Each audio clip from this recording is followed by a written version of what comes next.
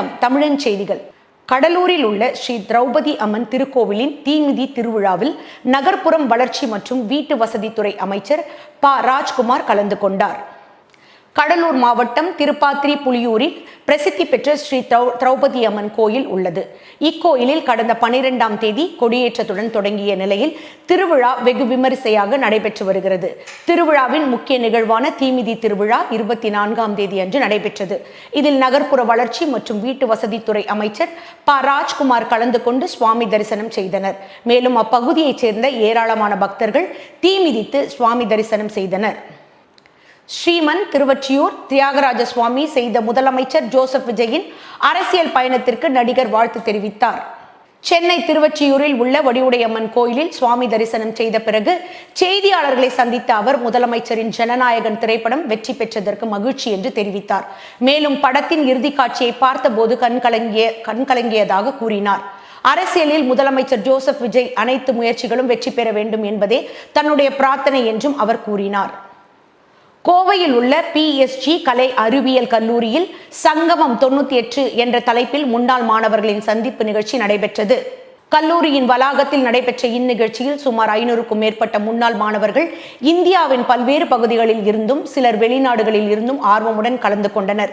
நிகழ்ச்சியின் ஒரு பகுதியாக முன்னாள் மாணவர்கள் தாங்கள் பயின்ற வகுப்பறைகளை பார்வையிட்டு மலரும் நினைவுகளை பகிர்ந்து கொண்டனர். இதைத் தொடர்ந்து கலாச்சார நிகழ்ச்சிகள், இசை நிகழ்ச்சிகள் நடைபெற்றன. அப்போது முன்னாள் மாணவர்கள் எளிதாக இணைந்து தகவல்களை பரிமாறிக்கொள்ளும் வகையில் முன்னாள் மாணவர்களுக்கான பிரத்யேக செயலி அறிமுகப்படுத்தப்பட்டது. கோவை குமரகுரு பன்முக கலை மற்றும் அறிவியல் கல்லூரியின் 1ஆம் ஆண்டு மாணவர்களுக்கான வரவேற்பு நிகழ்ச்சி விமரிசையாக நடைபெற்றது. கோவை குமரகுரு பன்முக கலை மற்றும் அறிவியல் கல்லூரியில் 1ஆம் ஆண்டு மாணவர்களுக்கான தொடக்க விழாவான ஸ்வாகத்தம் 2026 நிகழ்ச்சி நடைபெற்றது. நிகழ்ச்சியில் உரையாற்றிய அந்நிறுவனத்தின் தலைவர் மாணவர்கள் தங்கள் எதிர்காலத்தை தாங்களே செதுக்க வேண்டும் என்று அறிவுறுத்தினார். இனி மாணவர்கள் ஆசிரியர்களின் வழிகாட்டுதலை மட்டுமே பின்பற்றுபவர்கள் அல்ல, அவர்கள் தங்களின் சொந்த பயணத்தின் எஜமானர்கள் என்று குறிப்பிட்டு பேசிய அவர் மாணவர்கள் தங்களுக்கு விருப்பமான பல்வேறு துறைகளை இணைந்து படிக்க வேண்டும் என்றும் ஊக்குவித்தார். இவ்விழாவின் நிறைவாக கல்லூரியின் துணை முதல்வர் டாக்டர் KS நாராயணன் நன்றி உரையாற்றினார்.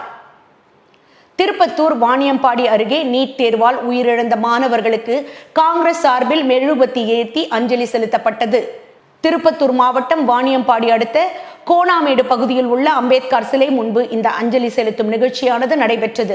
அப்போது காங்கிரஸ் கட்சியினர் கையில் மெழுகுவத்தி ஏந்தி உயிரிழந்த மாணவர்களுக்கு அஞ்சலி செலுத்தினர். மேலும் நீட் தேர்வை ரத்து செய்ய வேண்டும் என்றும் மத்திய அரசை கண்டித்தும் காங்கிரஸ் கட்சியினர் கண்டன முழக்கங்களை எழுப்பினர். இந்நிகழ்ச்சியில் ஏராளமான காங்கிரஸ் நிர்வாகிகள் மற்றும் கட்சி தொண்டர்கள் கலந்து கொண்டனர். கோவையில் மேம்பட்ட நுரையீரல் சிகிச்சை முறைகள் குறித்த மருத்துவ கருத்தரங்கம் துவக்கம் நடைபெற்றது. கோவை மாவட்டம் நீலாம்பூர் பகுதியில் உள்ள ராயல் கேர் மருத்துவமனையில் CAPI 2026 conclave of advanced pulmonary invention எனும் மேம்பட்ட நுரையீரல் சிகிச்சை கருத்தரங்கம் நடைபெற்றது. 2 நாட்கள் நடைபெற உள்ள இதற்கான துவக்க விழா மேம்பட்ட நுரையீரல் சிகிச்சை மருத்துவ நிபுணர்கள் பட்டாபிராமன், அர்ஜுன் மற்றும் மகாதேவன் ஆகியோரின் தலைமையில் நடைபெற்றது. முன்னதாக செய்தியாளர்களிடம் பேசிய டாக்டர் மாதேஸ்வரன், இது போன்ற கருத்தரங்குகள் இளம் தலைமுறை மருத்துவர்களுக்கு மேம்பட்ட நுரையீரல் தலையீட்டு சிகிச்சை முறைகளை அறிந்து கொள்ள சிறந்த வாய்ப்பாக அமையும் என்று தெரிவித்தார். கோவையில் விவசாயத்தையும் இயற்கையையும் போற்றும் வகையில் பஞ்சபூதம் மற்றும் நாற்று நடுதல் சிலைகளை மாவட்ட ஆட்சியர் பவன்குமார் கிரியபவனர் திறந்து வைத்தார். கோவை மாநகராட்சி சார்பில் ஸ்மார்ட் சிட்டி திட்டத்தின் கீழ் விவசாயத்தின் பெருமையையும் முக்கியத்துவத்தையும் போற்றும் விதத்தில் கோவை ஆத்துப்பாலம் சந்திப்பில் இந்நிகழ்ச்சியானது நடைபெற்றது.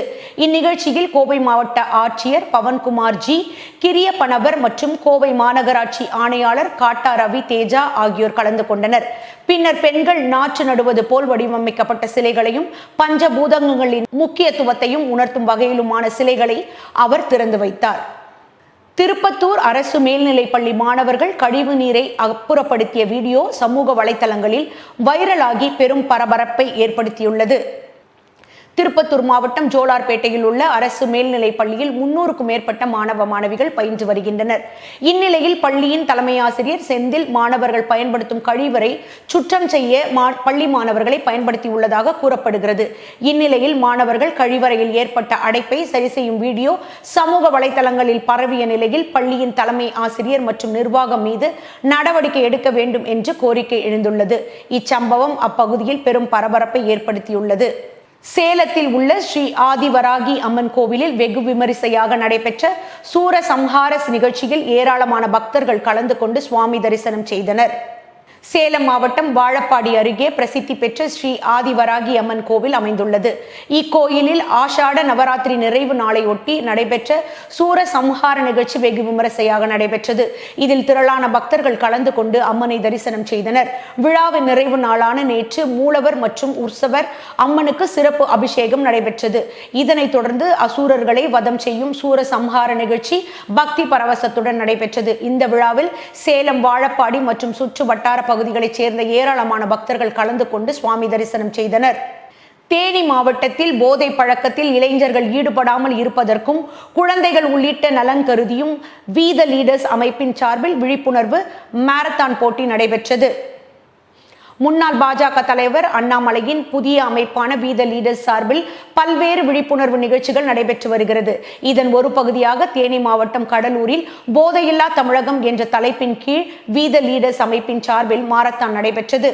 போதை பழக்கத்திற்கு எதிராகவும் குழந்தைகளின் பாதுகாப்பு கருதியும் நடைபெற்ற இந்த மாரத்தான் போட்டியில் தேனி மாவட்டத்தின் பல்வேறு பகுதிகளில் இருந்து 500க்கும் மேற்பட்டவர்கள் கலந்து கொண்டனர். தஞ்சாவூரில் ஜனநாயகன் திரைப்படம் வெற்றி பெற வேண்டி தாவேக நிர்வாகிகள் பொதுமக்களுக்கு இனிப்புகள் வழங்கி கொண்டாடினர். தஞ்சாவூரில் ஜனநாயகன் திரைப்படம் மாபெரும் வெற்றி பெற வேண்டியும் இத்திரைப்படம் வெற்றி பெற வேண்டியும் தாவேக நிர்வாகிகள் பொதுமக்களுக்கு இனிப்புகள் வழங்கி உற்சாகமாக கொண்டாடினர். இந்நிகழ்ச்சிக்கு தமிழக வெற்றி கழக கட்சியின் நிர்வாகி TVK சாமியம்மாள் தலைமை தாங்கினார். நிகழ்வில் பொதுமக்கள் மற்றும் சாலையோர வியாபாரிகளுக்கு இனிப்புகள் வழங்கப்பட்டது. அப்போது தாவேக நிர்வாகி சாமியம்மாள் மக்கள் அன்பில் வாழும் முதலமைச்சர் விஜய்தான் தமிழகத்தின் நிரந்தர முதல்வர் என்று உணர்ச்சி பொங்க பேசினார். இந்நிகழ்ச்சியில் ஏராளமான தாவேக நிர்வாகிகள் கலந்து கொண்டனர். வார விடுமுறையை திருப்பரப்பு நீர்வீழ்ச்சியில் குவிந்த ஏராளமான சுற்றுலா பயணிகள் நீர்வீழ்ச்சியில் குளித்து மகிழ்ந்தனர். அப்போது செய்தியாளர்களிடம் பேசிய சுற்றுலா பயணி ஒவ்வொரு வருடமும் குடும்பத்தினருடன் திருப்பரப்பு நீர்வீழ்ச்சியில் வந்து குளித்து மகிழ்வது உண்டு என்றும் இதனால் மனதிற்கு மிகவும் மகிழ்ச்சியாக உள்ளதால் தெரிவித்தனர். அத்துடன் திருப்பரப்பு பேரூராட்சி மற்றும் மாவட்ட நிர்வாகத்தின் சார்பில் அடிப்படை வசதிகள் சுற்றுலா பயணிகளுக்காக செய்யப்பட்டிருப்பது மிகவும் மகிழ்ச்சி அளிப்பதாகவும் அவர் கூறினார். இந்நிலையில் திருப்பரப்பு நீர்வீழ்ச்சியில் வார விடுமுறையை கொண்டாடும் வகையில் ஏராளமான சுற்றுலா பயணிகள் குவிந்துள்ளதால் நீர்வீழ்ச்சி வண்ணமயமாக காணப்பட்டது. திருப்பூர் மாநகராட்சியில் உள்ள சுரங்க நடைபாதையில் தண்ணீர் புகுந்ததால் சுமார் 4 லட்சம் மதிப்பிலான ஜவுளி பொருட்கள் நீரில் மூழ்கியது. இதனால் வியாபாரிகள் மிகுந்த வேதனை அடைந்துள்ளனர். திருப்பூர் மாநகராட்சி மத்திய பேருந்து நிலையம் எதிரே அமைந்துள்ள சுரங்க நடைபாதையில் ஆடைகள் விற்பனை செய்யும் கடைகள் அமைந்துள்ளது.